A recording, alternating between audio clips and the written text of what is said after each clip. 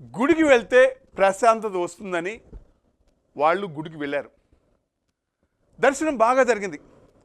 ఆ గుడిలోనే నిద్ర చేద్దాం అనుకున్నారు. అలా గుడిలోనే గాఢ నిద్రలో పడుకున్నారు.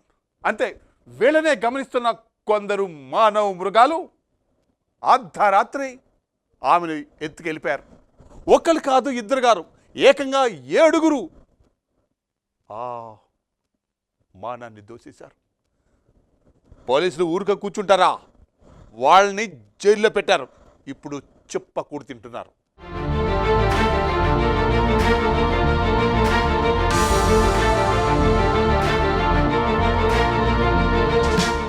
నాగర్ కర్నూలు జిల్లా ఊరుకొండపేట ఆంజనేయ స్వామి ఆవరణలో ఘోరం జరిగింది. దర్శనం కోసం వచ్చిన ఓ వివాహిత మహిళపై ఆలయ ఉద్యోగితో పాటు మరో 5 యువకులు సామూహిక అత్యాచారానికి పాల్పడ్డారు. అడ్డుకున్న కుటుంబ సభ్యులను చేతులు కాళ్లు కట్టేసి దాడి చేసి పరారయ్యారు. ఈ ఘటన ఆదివారం తెల్లవారుజామున చోటు చేసుకోగా సోమవారం ఆలస్యంగా వెలుగులోకి వచ్చింది.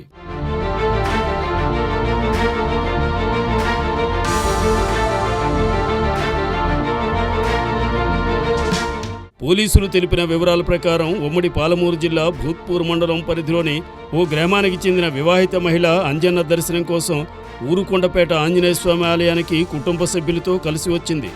దర్శనం అనంతరం నిద్రకు ఉపక్రమించారు.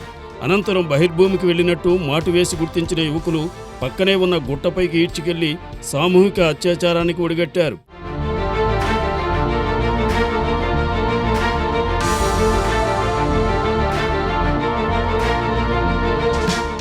ఎంతకీ తిరిగి రాకపోవడంతో కుటుంబ సభ్యులు అనుమానించి వెతుకుతుండటంతో వారిని గ్రహించిన యువకులు చేతులు కాళ్లను తాళ్లతో కట్టేసి పరారయ్యారు.